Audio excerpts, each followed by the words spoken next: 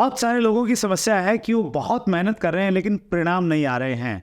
अगर आप भी उन्हीं में से एक हैं, ये इंटरव्यू आपके लिए बहुत इंपॉर्टेंट है, लास्ट तक बने रहिएगा। दोस्तों नमस्कार, आदाब, सत श्री अकाल। चैट विद सुरेंद्र वत्स के नए एपिसोड में आप सबका बहुत बहुत स्वागत है। हम हर मंगलवार को एक नई पर्सनैलिटी आपके बीच में लेके आते हैं, लेकिन कुछ ऐसे लोग हैं, कुछ ऐसी शख्सियत हैं डायरेक्ट सेलिंग इंडस्ट्री में जिनको बार बार सुनने का मन करता है और बार बार बुलाने का मन करता है।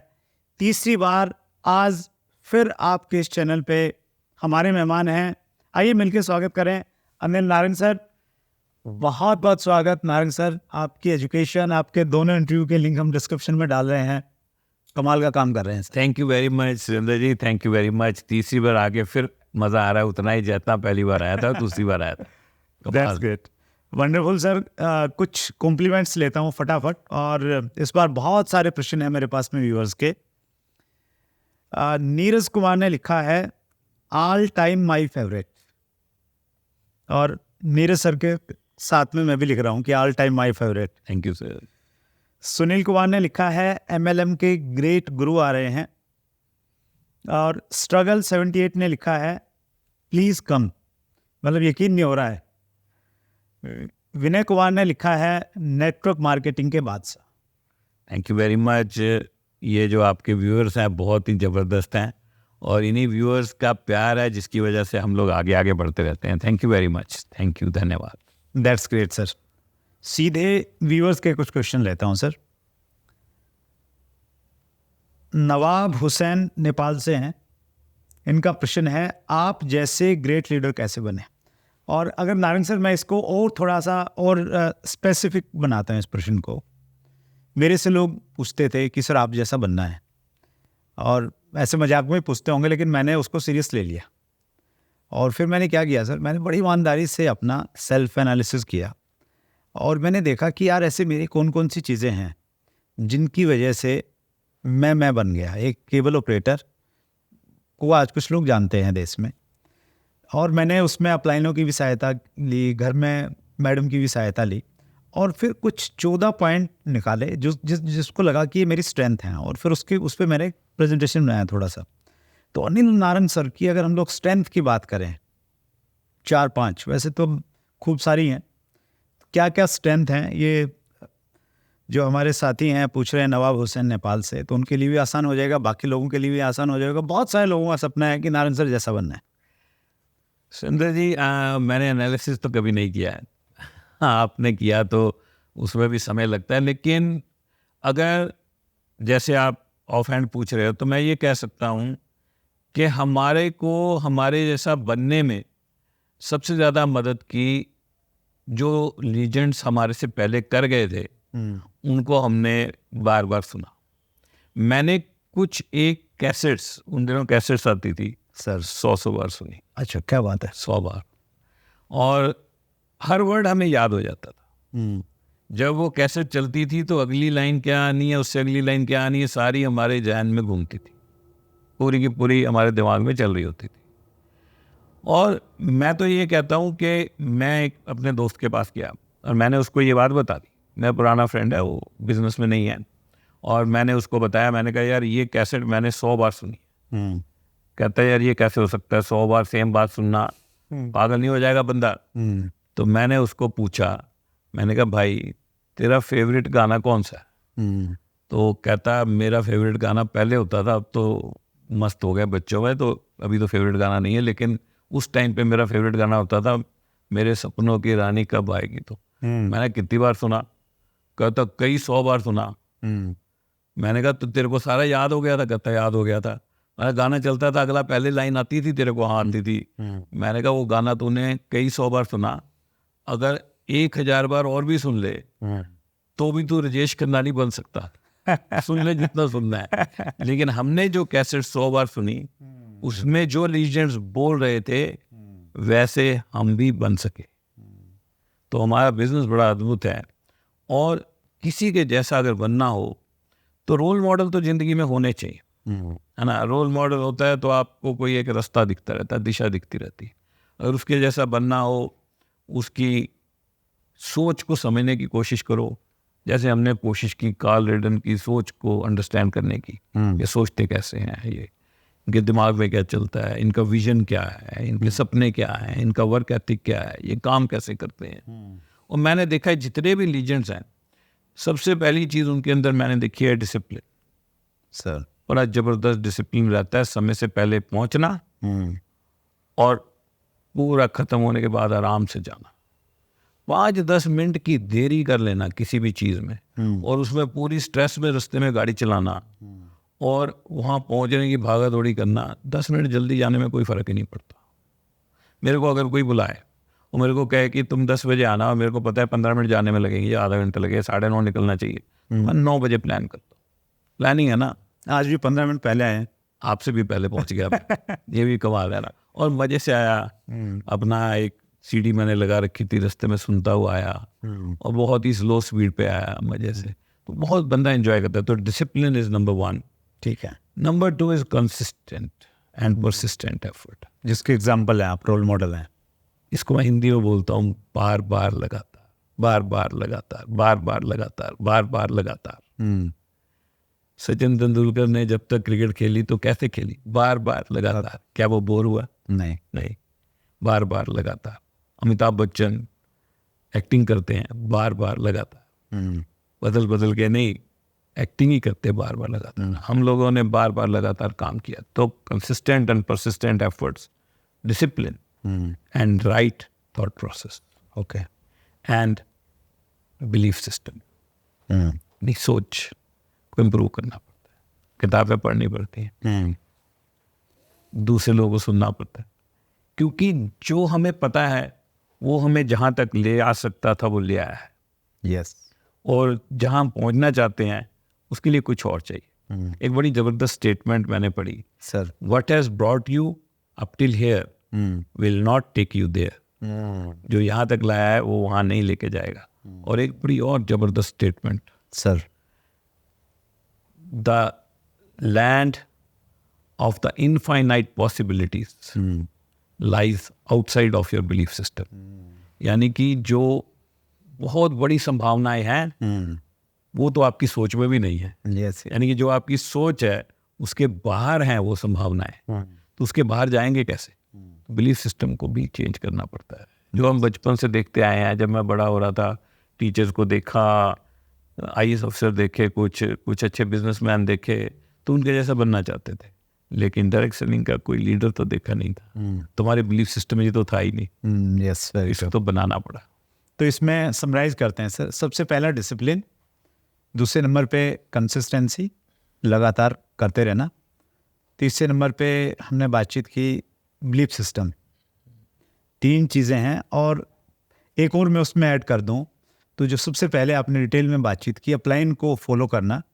अपलाइन की जो चीज़ें हैं उन मतलब वैसा ही बनना, वैसा ही करना जैसे अपलाइन कहते हैं। तो ये 4 चीज़ें अगर कोई व्यक्ति अपना ले तो संभावनाएं हैं। अनिल नारंग तो नहीं बन सकते, लेकिन आसपास में कहीं लग सकते हैं, आगे भी जा सकते हैं। तो उसकी सोच है, क्या बात है, बिलीफ सिस्टम कहीं बिल्कुल जहाँ भी मर्जी पहुँच सकते हैं। जो कैसेट्स की बात कही ना सर, मैं थोड़ा सा इसमें रिलेट करना चाहता हूँ और मैं व्यूवर्स को बताना चाहता हूँ कि सीखेंगे आप तभी जो आप किसी चीज़ को बार बार सुनेंगे। बिल्कुल। मैंने सर बहुत सारी कैसेट्स हैं। एक कैसेट तो मुझे अच्छे से याद है, हमारे एजुकेशन सिस्टम में कैसेट आती थी, सतीश पंडित जी, सतीश पंडित जी की कैसेट थी वो, एडिफिकेशन। एडिफिकेशन को सर मैंने पता नहीं कितनी बार सुना होगा, मतलब 100 से भी ज़्यादा बार सुना होगा। वही बजती रहती थी और कभी मन नहीं भरता था। उसका एक एक डायलॉग याद हो गया था, और डायलॉग नहीं, जब तक वो व्यवहार में शामिल नहीं हुई तब तक उसको छोड़ा नहीं मैंने। तो वैसा करना पड़ेगा। और लोग आज के टाइम पे तो एक्चुअली है ना, ये सोशल मीडिया से गूगल आ गया, यूट्यूब आ गया, इतनी सारी इन्फॉर्मेशन है, आदमी एक चीज़ को ही पूरा अच्छे से नहीं पकड़ पाता है। तो जब तक हम उसको अपनाएंगे नहीं बार बार तो फिर बात बनेगी नहीं। बिल्कुल। तो इस समय बहुत इंपॉर्टेंट है कि आप कुछ चीज़ों को बार बार सुनिए। किताब बहुत सारे लोग पढ़ लेते हैं, लेकिन पढ़ा क्या वो याद ही नहीं है, इम्प्लीमेंट तो दूर की बात है कहीं ना कहीं। बिल्कुल। और अपनी सोच पे काम कैसे करोगे, तो सोचना तो पड़ेगा। वो जो मैंने स्टेटमेंट बोली उसमें एक मैं कमी कर गया सर। वो बेसिकली एग्जैक्ट स्टेटमेंट ये है, the door to the infinite possibilities lies outside of your belief system. यानी कि जो बेहतरीन संभावनाएं हैं उसका दरवाज़ा भी आपकी सोच के बाहर है। Yes yes door right, that's great, thank you so much sir. Nawab Hussain ji के प्रश्न से बहुत सारे व्यूअर्स को लाभ हो गया होगा निश्चित रूप से। गोविंद राणा का प्रश्न है, डायरेक्ट सेलिंग इंडस्ट्री में अपलाइन के बिना कोई डिस्ट्रीब्यूटर टॉप अचीवर बन सकता है क्या? अगर हाँ तो क्या रूटीन अपनाना पड़ेगा? पहला तो आंसर बिल्कुल सिंपल है, बिल्कुल बन सकता है। अनिल नारंग सर उसके साक्षात उदाहरण है, बिल्कुल बन सकता पिछले है, इंटरव्यू में हमने डिस्कस किया था। बिल्कुल बन सकता है। अपलाइन का रोल है तो बहुत है। अगर ये ऐसी चीज़ है जो अगर है अवेलेबल तो कमाल की है, पर अगर नहीं है तो कोई जबरदस्ती नहीं, कोई कमी होने वाली नहीं है। क्योंकि आप ये सोच के देखो, हर इंसान जो बहुत बड़ा लीडर डायरेक्ट सेलिंग इंडस्ट्री में बना है, उसने एक्चुअली अपने अपलाइन से भी बड़ा बिजनेस बनाया है। Very true. और कमाल की बात है, मैंने बहुत सारे लीडर्स को सुना है, ये जो बंदे ने बहुत बड़ा बिजनेस बनाया ना, इसका जो स्पॉन्सर है वो छोड़ ही गया बिजनेस बहुत ज़्यादा जगह पे। यस यस, मेरा स्पॉन्सर छोड़ गया, मेरे तो स्पॉन्सर्स की जो सीरीज थी सर वो छोड़ के चली। सारी सीरीज छोड़ गई। मेरा स्पॉन्सर अतुल कुमार था, वो छोड़ गया इस बिजनेस को एक्चुअली। और उसने कितने एफर्ट करके डॉक्टर विलियम हैरिस को घर में बुलाया, वहाँ रखा अपने घर में। तो अपलाइन तो छोड़ जाती है तो कितना को बढ़िया प्लान करती होगी वो। तो मैं तो ये भी कहता हूँ कि जो प्रॉस्पेक्ट है ना, जो प्लान देख रहा है, जिसने बहुत बड़ा बिजनेस बनाना है, उसके अंदर क्या है उससे चलता है बिजनेस। और जो दिखा रहा है या जो अपलाइन बना है उससे नहीं चलता है। जब बंदा सही बंदा आता है ना, और जब उसमें एनर्जी होती है, उस पर माहौल पूरा है। हम लोग इंफॉर्मेशन युग में जीते हैं, इंफॉर्मेशन फिंगर टिप्स पर है। और एक बड़ी जबरदस्त स्टेटमेंट आपको बताता हूँ sir, when the student is ready teacher appears, yes, and when the teacher is ready student appears. तो ये जो गुरु शिष्य की जो है ना सिस्टम, ये तो सदियों सदियों से चला है। कोई शिष्य नहीं जिसको गुरु ना मिले, तो कोई गुरु नहीं अगर वो बढ़िया हो उसको शिष्य ना मिले। तो आपको अपलाइन नहीं, कोई और गुरु मिल जाएगा, कहीं ना कहीं मिल जाएगा। सीखने को बहुत जगह है, और अगर आपके अंदर वो जज्बा है, वो जुनून है, वो पैशन है, फटे जग दोगे आप। और चैट विद सुरेंद्र बस इसी चीज़ के लिए तो है सर। अगर कोई अपलाइन है ही नहीं, एजुकेशन ही तो चाहिए सर, डायरेक्शन ही तो चाहिए। कहीं से आप कहीं से में कितने लोग हैं, नारंग सर है। और मेरा अपना ये मानना भी है नारंग सर कि जब आप एक बड़े लीडर बन जाते हैं कंपनी में, बड़े अचीवर बन जाते हैं, तो आप एक कॉमन अपलाइन की तरह आपका बिहेव होना चाहिए 100%। और जब आप बड़े बन जाते हैं तो फिर इंडस्ट्री के लिए आपको ये लगना चाहिए कि आप एक कॉमन अपलाइन है, सबकी अपलाइन है। तो हम लोग इसी एटीट्यूड के साथ मैं लोगों को बुलाता इनवाइट करता हूँ, तो मैं सोच के साथ में बुलाता हूँ, और मैं उनको कन्वे करने की भी कोशिश करता हूँ कि सर आप यहाँ बैठे हैं तो आप एक कंपनी को रिप्रेजेंट नहीं कर रहे हैं, आप पूरी डायरेक्ट सेलिंग इंडस्ट्री को रिप्रेजेंट कर रहे हैं। और ये सोच के आपने बात करनी, जो भी व्यक्ति सुन रहा है वो आपकी क्लोजेस्ट ग्रुप का बंदा सुन रहा है। बिल्कुल सही बात है। और सुंदर जी, हम लोगों को इस इंडस्ट्री ने इतना कुछ दिया। हम लोग कहाँ, जब मैं इस बिज़नेस में आया था तो एक 2 बेडरूम के फ्लैट में जिसकी EMI जाती थी, और एक मारुति कार उसकी भी EMI जाती थी, वो चलाता था। और आज इतना कुछ इस इंडस्ट्री ने हमें दिया है, तो हम तो चाहते हैं कि हम कुछ वापस दे पाएँ। हमें तो जो भी बंदा इंडस्ट्री में कहीं भी है, हम चाहते हैं अगर हम उसको कुछ सिखा पाए, कुछ हम उसकी ज़िंदगी में वैल्यू ऐड कर पाएँ तो किसी तरह से करें। आपका यहाँ पे बैठना वो बिल्कुल साक्षात उसको बता रहा है सर। इसका एक तो जवाब दिया सर आप, उसके खुद उदाहरण हैं कि भाई बगैर अपलाइन के भी टॉप अचीवर बना जा सकता है। रूटीन क्या होना चाहिए, पर्टिकुलर कुछ चीज़ आप गाइड करेंगे कि अगर अपलाइन गाइड करने के लिए, काउंसलिंग के लिए नहीं है, तो क्या बंदा कैसे काम करे? देखो, सबसे पहली चीज़ तो ये है कि वर्क एथिक तो बहुत स्ट्रांग होना चाहिए। राइट। कहते हैं there is no substitute for hard work. मेहनत का कोई विकल्प नहीं। ये तो एक बात है, मेहनत करने को तैयार रहना पड़ेगा। डायरेक्ट सेलिंग इंडस्ट्री कोई सबसे आसान काम नहीं है जो हमने किया। रिवार्ड तो इतने मिले हैं, लेकिन ये आसान नहीं था, ये टफ है। तो पहली बात तो मुश्किल काम मैं करने वाला हूँ, उसके लिए पूरी तरह से तैयार रहना पड़ेगा। राइट। वर्क एथिक हाई होना चाहिए। काम करते रहना चाहिए, और सबसे ज़्यादा सीखोगे काम करके। अपने काम से सीखने की कोशिश करनी चाहिए, नंबर 1। नंबर 2, लर्निंग पे पूरा फोकस होना चाहिए। कुछ नया सीखो, और कुछ नया करने पे फोकस होना चाहिए कि मैं कुछ नया करूं। जब आपकी टीम बनती है तो वो टीम छोटी सी तो बन जाती है, लेकिन वो टीम बड़ी सिर्फ तभी बनती है अगर आप कुछ क्रिएट करते हो, कुछ नई चीज क्रिएट करते हो। एंगेजमेंट बहुत इंपॉर्टेंट है। अगर आप अपनी टीम को एंगेज रख पाओगे तो वो मजे भी लेगी, रिजल्ट भी देगी, आउटपुट भी आएगा और बढ़ेगी भी। लेकिन एंगेज करने के लिए मोनोटोनस नहीं होना चाहिए। ऐसा ना हो कि एक ही चीज चल रही है, बोरिंग हो जाए। कुछ नया करना चाहिए। क्रिएटिविटी बहुत इंपॉर्टेंट है। जितने भी लीडर हैं बहुत क्रिएटिव है सर। पढ़ते हैं, लिखते हैं, मस्ती करते हैं। हमारे अपलाइन कहा करते थे 3 चीजें याद रखो, have fun, make money and make a difference in the lives of others. Okay. पैसा जरूर कमाओ, तभी कामयाबी दिखा पाओगे। और एंजॉय करो, फन करो, पूरी मस्ती करो, और दूसरों की लाइफ में डिफरेंस जरूर डालो। That's wonderful sir. अगला प्रश्न लेता हूँ। ये बहुत एकदम इम्पोर्टेंट प्रश्न मैं मानता हूँ। आप पता नहीं इस प्रश्न का कैसे जवाब देंगे। जसवीर सिंह का प्रश्न है, फॉरेक्स ट्रेडिंग लीगल है या इलीगल? प्लीज़ एक्सप्लेन करें। और इसका मतलब ये है, ये पूछना चाह रहे हैं कि फॉरेक्स ट्रेडिंग डायरेक्ट सेलिंग में लीगल है या इलीगल है? देखिए, इनके प्रश्न के भी 2 पार्ट हैं। फॉरेक्स ट्रेडिंग लीगल है, पहली चीज़, ठीक, पूरी तरह से लीगल है। फॉरेक्स ट्रेडिंग के प्लेटफॉर्म्स हैं जिस पे आप फॉरेक्स ट्रेड कर सकते हो, उसमें इलीगलिटी वाली कोई चीज़ नहीं है। लेकिन फॉरेक्स ट्रेडिंग या इसके साथ मिलते जुलती बहुत सारी चीज़ें हैं जिनको लेके लोग अपनी कंपनी फॉर्म कर लेते हैं और उसके अंदर मनी सर्कुलेशन करते हैं। तो ये जो मनी सर्कुलेशन, किसी का पैसा घुमाना, वो इलीगल है। और वो थोड़ा बहुत पैसे बनने के बाद भाग जाते हैं। एक्चुअली इस तरह की कंपनियां जो कुछ भी चीज़ लेके उसके साथ पैसा जोड़ के उसको घुमाती हैं, वो लंबा तो चलती नहीं है।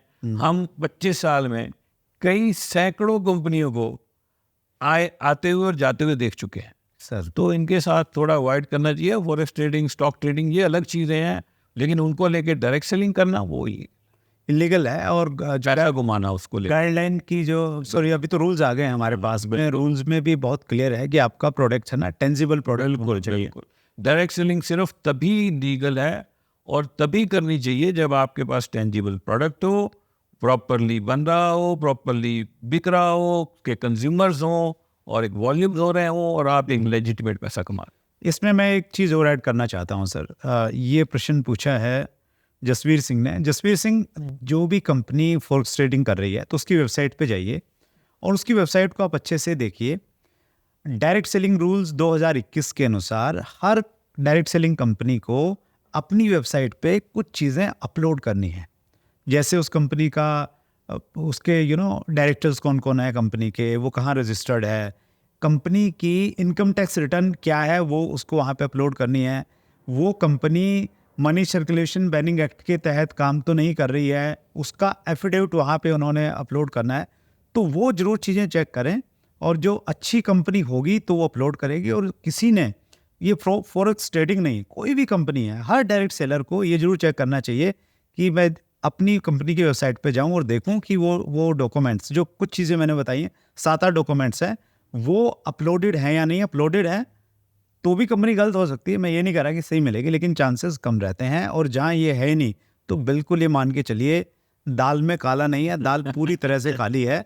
और अगर डायरेक्टर्स को अगर इन्फॉर्मेशन नहीं है तो उनको बोलिए कि सर ये डायरेक्ट सेलिंग के रूल्स हैं, आप ये अपडेट जरूर करवाइए। बिल्कुल। Thank you Narayan sir. अगला प्रश्न मैं ले रहा हूँ सर, सोमिया रंजन मोहंती का प्रश्न है, कौन सी अपलाइन की बात माने? मेरे इमीडिएट अपलाइन मुझे प्रोडक्ट सेल करने के लिए बोल रहे हैं और उनके ऊपर एक अपलाइन सिस्टम को फॉलो करके नेटवर्क बनाने की बोल रहे हैं। इसके बारे में हमने पिछले एक इंटरव्यू में शायद हमने बातचीत की थी, लेकिन फिर भी संक्षेप में क्या कहना चाहेंगे? संक्षेप में देखो, ये बिजनेस है वॉल्यूम जनरेट करने का सर। ये बिजनेस कोई मेंबर बनाने की स्कीम तो है नहीं। ये तो है नहीं कि आप मेंबर बना लोगे और आपकी टीम बड़ी होगी तो आप पैसे कमाओगे। इसमें तो प्रॉपर सेल होती है और सेल के ऊपर आप पैसा कमाते हैं। करोड़ों रुपए की सेल करोगे तो ही लाख रुपए कमाओगे, है ना। तो आपको सेल करने के लिए दोनों पे काम करना पड़ेगा। प्रोडक्ट पे तो काम करना ही पड़ेगा, प्रोडक्ट के तो मास्टर होना ही चाहिए, प्रोडक्ट तो बिकना ही चाहिए, कस्टमर सर्व तो करना ही है। अगर आप कस्टमर को कोई सर्विस नहीं दे रहे हो तो आप बिजनेस ही नहीं कर रहे हो। लेकिन टीम भी बनानी है और टीम को लीड करना है। तो बिजनेस तो दोनों चीज़ें हैं। तो जो आपकी अपलाइन कह रही है कि प्रोडक्ट को सेल करो, शायद आपने उसकी उतने ध्यान से बात ना सुनी हो। अगर वो सही अपलाइन है, वो प्रोडक्ट सेल करने को सही कह रही है, लेकिन खाली प्रोडक्ट सेल करके कहाँ चले जाओगे? टीम तो बिल्ड करनी पड़ेगी। और जो आपको कह रही है टीम बिल्ड करने को, तो वो भी आपको यही कह रही है कि टीम बिल्ड करो, फिर उनको टीच करो और प्रोडक्ट की मूवमेंट होनी चाहिए। तो बड़ा सिंपल बिजनेस है, प्रोडक्ट मूवमेंट ही एंड गोल है। अंत में तो प्रोडक्ट बिकना चाहिए और प्रोडक्ट बेचने के लिए आपको टीम बिल्ड करनी है और टीम बिल्ड करके उनको गाइड करना है, टीच करना है, लीड करना है, एक माहौल बनाना है ताकि बंदे पैसा कमाए, ग्रो करें, लीडर बने, बड़े बड़े वॉल्यूम हो और बिजनेस हो। कहीं पे सर अगर थोड़ा अनमेच्योर लीडरशिप है तो वहाँ ऐसा देखने को मिलता है कि अपलाइन में तो बहुत सारे लोग रहते हैं, कोई एक अलग डायरेक्शन बताता है, दूसरा अलग बताता है, तीसरा अलग बताता है। तो ऐसी स्थिति में क्या करे बंदा? कंफ्यूज। मेरे हिसाब से बहुत जल्द इंसान को अपने माइंड को मैच्योर कर लेना चाहिए, अपनी कॉमन सेंस डेवलप करनी चाहिए और अपनी इंस्टिंक्ट को भी बिल्ड करना चाहिए, सोच आनी चाहिए और उसको पता होना चाहिए कि मैं यहाँ हूँ और मैं यहाँ जाना चाहता हूँ। तो इसको कहते हैं begin with an end in mind. जब आप शुरुआत कर रहे हो तो आप कहाँ पहुँचना चाहते हो, ये एंड आपके दिमाग में होना चाहिए। एंड इसको विजुअलाइजेशन भी कहते हैं। You should be able to visualize what you want to create. लोग खाली गाड़ियों को विजुअलाइज कर लेते हैं, घरों को विजुअलाइज कर लेते हैं, उनकी तस्वीरें लगा लेते हैं। मैं लोगों को कहता हूँ आप ये भी तो विजुअलाइज करो कि मेरे कितने वॉल्यूम हो रहे हैं, मेरी टीम में कितने लोग हैं, कितने लीडर हैं, वो लोग क्या कर रहे हैं, एक्शन क्या हो रहा है, क्योंकि एक्शन होगा तभी तो रिजल्ट आएंगे। तो आपको विजुअलाइज करना चाहिए कि मेरी टीम परफॉर्मेंस होगी और ये वॉल्यूम हो रहा होगा, ये रिजल्ट होगा।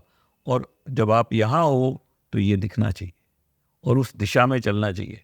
अपलाइन कुछ भी कहती हो, अपना बिल्ड करो, अपना रास्ता बनाओ, उनकी सबकी सुनो, करो वही जो सही लगता है। Right, that's great sir. अगला प्रश्न है सर, हालांकि पिछले इंटरव्यू में इसमें बात हुई है, डॉक्टर घनश्याम चौहान, नारंग सर क्या 25 साल से एक ही कंपनी कर रहे हैं या बदले हैं? बदलने का मौका नहीं मिला एक्चुअली। तो कोई बड़ा सा, बहुत सारे लोग अप्रोच करते भी हैं, वैसे तो लोग डरते भी हैं अप्रोच करने से। हमारे बारे में इंडस्ट्री में कहा जाता है कि उनको छोड़ो। अच्छा, वो तो नहीं आएंगे, उनको तो छोड़ो, उनको तो छोड़ो, उनको रहने दो। राइट, वो मतलब वो छवि होनी चाहिए एक्चुअली, नए डायरेक्ट सेलर का इतना कमिटमेंट हो, कोई अप्रोच नहीं कर पाया। अरे अप्रोच कर ही नहीं पाता कोई, किसी ने किया ही नहीं कभी। कोई आता ही नहीं हमारे को प्लान दिखाने, ना कोई बोलने आता, ना कोई अप्रोच करने। थोड़ा बहुत कोई जिसको नहीं समझ होती, ना समझ बंदा कई बार टच करता है। कोई बच्चे बचपने में कई बार बात कर लेता है तो हम भी बात कर लेते हैं, हम उसको इनकरेज करते हैं। सबको हमारा काम है, चाहे कोई सी भी इंडस्ट्री में, उसको इनकरेज करें कि आपकी कंपनी बहुत अच्छी है, आप बहुत बढ़िया कर रहे हो। और कई तो बड़े यंग बच्चे हैं, बहुत अच्छा कर रहे हैं, तो बड़ा अच्छा लगता है उनको देख के। उनको कहते हैं ये मत सोचो कि हर बंदा आपके साथ चला जाएगा, और ये कोशिश भी नहीं करनी चाहिए। राइट, मेरा तो ये मानना है यार, इतना बड़ा हिंदुस्तान है, हर बंदा को एग्जिस्ट कर सकता है। मतलब हम लोग एक दूसरे को एग्जिस्ट कर सकते हैं, मतलब एक दूसरे को बढ़ावा दे सकते हैं। मतलब आप बड़ा करोगे अपनी कंपनी में तो इंडस्ट्री को फायदा होगा। हम आपकी उदाहरण देके अपने बंदे बढ़ाएंगे, लेकिन हम आपको खींचे, आप हमें खींचो, उसमें क्या पड़ा है।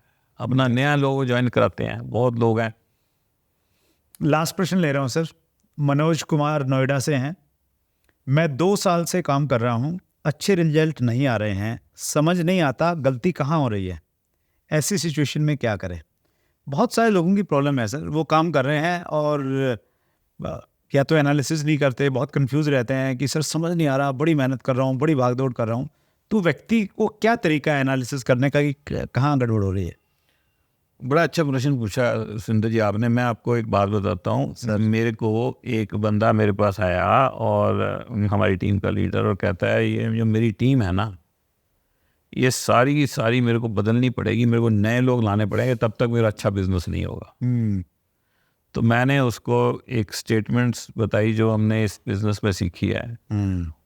वो स्टेटमेंट ये कहती है, you do not need a better team, your team needs a better leader. यानी कि तुम्हारी टीम को और बढ़िया लीडर की जरूरत है। और मेरा ये मानना है कि लोग बदलते हैं, हमने बदलते देखे हैं। जब वो आए थे हमारे पास, वो उस तरह के नहीं थे, जैसे हम भी आए थे हम इस तरह के नहीं थे। तो वो बदल जाते हैं, वो माहौल मिलता है, वो चेंज हो जाते हैं। तो कोई भी इंसान अगर वो ग्रो नहीं कर रहा तो उसे ये समझना चाहिए कि ऐसा नहीं है कि वो सब गलत कर रहा है। ये जो डायरेक्ट सेलिंग इंडस्ट्री है, ये नंबर लॉक की तरह है। इसमें 3 चक्कर घूम रहे हैं, 1 2 3। अब मान लो आपने यहाँ नंबर फिट करा है 4 7 9, 4 और 7 तो मिल गए हैं और नीचे 8 लगाया तो खुलेगा नहीं। और आपको तो लगेगा ये नंबर पैड है, ये तो खराब है ताला, पर जैसे ही वो सही आया वो एकदम खुल जाएगा। मतलब क्या है कि छोटी सी बदलाव करने से बहुत बड़े रिजल्ट आने वाले। आप सही इंडस्ट्री में हो, डाउट मत करो। आप काम बहुत सारे ठीक कर रहे हो, ये मत सोचो कि जो कर रहे हैं गलत है। थोड़ा सा चेंज तो होना पड़ेगा, कुछ तो बदलाव लाने पड़ेंगे। कई बार हम लोग बोल ज़्यादा रहे होते हैं, सवाल नहीं पूछ रहे होते। मेरे को जैसे ये पता ही नहीं था। कई बार हम सुन नहीं रहे होते, लिसनिंग जैसे। कई बार हमारा दूसरे लोगों से कनेक्शन नहीं होता। कई बार हम एक मोनोटोनस सेम तरह का प्लान दिखाने लग जाते हैं। सामने वाला बंदा 10,000 रुपये की इनकम कमाना चाहता है और हम उसको जहाज दिखा रहे हैं। और सामने वाला बंदा पहले ही 5 लाख रुपए महीना कमाता है और हम उसको 10,000 रुपये दिखा रहे हैं। दोनों केस में हम तो गलत है ना। तो हमें लोगों से कनेक्ट करना आना चाहिए। इसीलिए मैं लोगों को कहता हूँ कि जब हम किसी को मिलते हैं तो उसमें 3 हिस्से हो जाते हैं हमारे। बीच में हम उसको बताते हैं बिजनेस के बारे में, राइट। ये तो हो गया प्लान, चाहे वो प्रोडक्ट है या प्लान है, उसको हम प्लान बोलते हैं। मतलब हमने प्रपोजल दी, राइट। और उससे पहले हम उससे बातें करते हैं और उससे बाद में उससे बातें करते हैं, राइट। तो मैं लोगों को बोलता हूँ, what happens before the plan and what happens after the plan sponsors people. Plan does not sponsor people. वो जो बीच में प्रपोजल, जो लोग कहते हैं यार बताना कैसे दिखाते हैं, कहते हैं ये बता दो, ये मेरे को बताओ प्लान कैसे दिखाना, उसको सीखने की जरूरत नहीं है, क्योंकि उससे होना कुछ नहीं। जो पहले होना है, जो बाद में होना है, उससे। तो वो मेरे को पूछते हैं वो क्या है। मैंने कहा वो सिर्फ लॉजिक है कि भाई पैसे कहाँ से आएंगे, बस छोटा सा लॉजिक है। ये प्रोडक्ट है, ये बिकेंगे, टीम हमारी होगी, हम बिल्ड करेंगे, टीम की सेल पे पैसे आएंगे, ये लॉजिक हमने बीच में बता दिया। बट उससे बंदा स्पॉन्सर नहीं होता, वो तो इन्फॉर्मेशन है। इन्फॉर्मेशन से स्पॉन्सर होता तो गूगल सारे स्पॉन्सर कर देते हैं। सबसे ज़्यादा इन्फॉर्मेशन वही है। सही है। Information does not sponsor people. What happens before the plan and what happens after the plan sponsors people. थोड़ा सा बदलाव कई बार लाना पड़ता है। ये जिन्होंने सवाल पूछा है, इन्होंने चैनल पे आके कमाल करके अपना सवाल लिखा है, बहुत अच्छा करेंगे। ये थोड़ा सा बदलाव आएगा, चक देंगे। तो इसमें मुझे ऐसा लग रहा है सर, 2 चीज़ें अगर ये करें, अगर अपलाइन के सामने फुली सरेंडर होकर बैठें और उनसे, क्योंकि अपलाइन जानता है, देखता है, तो उसको मान लें। या कई बार वैसी सिचुएशन नहीं होती, अपलाइन उतना एक्टिव नहीं है या वटेवर, तो फिर अगर आदमी ईमानदारी से पूछे ना सर अपने आप से अंदर जाके, क्या क्या प्रॉब्लम है, दूसरों का तो बढ़ रहा है, मेरा क्यों नहीं बढ़ रहा, वो सबसे बढ़िया पकड़ में आ जाता है। ये सबसे बड़ी इंट्रोस्पेक्शन। मैं कई बार, मेरे पर लोग आते हैं, कहते हैं मैं मेरा बिजनेस नहीं ग्रो कर रहा, मैं बड़ा काम कर रहा हूँ। मैंने कहा अच्छा प्लानर खोलो, पहले ये दिखाओ प्लान कब दिखाए। तो कई बार तो पूरा ब्लैंक होता है, प्लान दिखाए नहीं होते। कई बार मेंटल काम कर रहे होते हैं, फिजिकल नहीं कर रहे होते। यस, मेंटली बहुत इन्वॉल्व है लेकिन प्लान नहीं दिखा रहे। कई बार फिजिकली इन्वॉल्व है, मेंटली सोच ही रहे कहाँ क्या कर रहा है, हमने काम ही नहीं किया, या मेंटली नहीं सोचा, या डेवलप नहीं हो रहे, ग्रो नहीं कर रहे, नई चीज़ें नहीं सीख रहे। तो दोनों चीज़ें हैं। वर्क एथिक स्ट्रांग चाहिए, आपका प्लानर फुल चाहिए, आपके वन ऑन वन वो मीटिंग सब कुछ फुल चाहिए, और आप मेंटली ग्रो कर रहे हो। तो ये दोनों चीज़ों का जब कॉम्बिनेशन होगा, आप निखर के आओगे। आप एज इट इज़ शायद इतना बड़ा बिजनेस नहीं बना सकते, लेकिन आपका जो चेंज्ड वर्जन है, नया वर्जन, बदले हुए आप, वो जबरदस्त बिजनेस बनाएगा। That's great. नारंग सर, 3 बार हमने आपको बुलाया, और व्यूअर्स को मैं ये कहना चाहता हूँ, नारंग सर से आगे भी हम रिक्वेस्ट करेंगे, लेकिन नारंग सर का बहुत शानदार यूट्यूब चैनल है जिस पे आपको रियल एजुकेशन मिलेगी। देखिए, आप बहुत सारी जगह पे जाते हैं, बहुत सारे चैनल्स को देखते हैं, लेकिन सही इन्फॉर्मेशन बहुत कम जगह से ही मिलती है, क्योंकि बहुत सारी फॉल्स इन्फॉर्मेशन भी आपको मिलती है। तो नारंग सर को आप ज़रूर फॉलो कीजिए, और इतना ज़्यादा भी फॉलो मत करें कि आप इस इंटरव्यू को शेयर नहीं करें। नारंग सर का चैनल ही आप शेयर करते रहे, तो दोनों को आप शेयर कीजिए। और हम आपसे ये वायदा करते हैं कि नारंग सर को दोबारा फिर लेके आएंगे, हम सब लोग मिलकर प्रयास करेंगे। वायदा कर लो ना नारंग सर? अरे बिल्कुल सर, जब आप बुलाओगे आ जाएंगे। तो आपसे इतनी दोस्ती हो गई, आप कोई कमाल।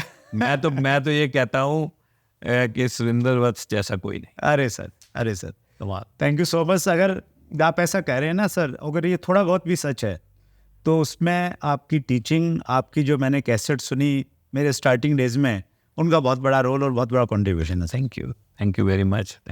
एक बार फिर दिल की गहराई से बहुत बहुत धन्यवाद Narang sir. Thank you so much. So ये हमारे लिए आज फिर बड़ा दिन था। नारंग सर हमारे मेहमान थे। अगर आप इसी प्रकार की बड़ी पर्सनैलिटीज़ को मिलना चाहते हैं तो नारंग सर को भी फॉलो कीजिए उनके चैनल पे, और इस चैनल को अगर सब्सक्राइब नहीं किया है तो अभी सब्सक्राइब भी कीजिए, बेल आइकन भी दबाइए, ताकि आपको मालूम चले अगले मंगलवार को रात्रि 8 बजे कौन उपस्थित होने वाले हैं। अपना ख्याल रखिएगा। बहुत बहुत धन्यवाद। अगर आपने अभी तक chat with Surendra Vats channel को सब्सक्राइब नहीं किया है तो अभी सब्सक्राइब करें और बेल आइकन दबाना ना भूलें, जिससे आपको आने वाली सभी वीडियोस की अपडेट सबसे पहले मिले और हमारी किसी वीडियो को मिस ना करें। वीडियो को ज्यादा से ज्यादा शेयर और लाइक करके अपना प्यार जरूर दें।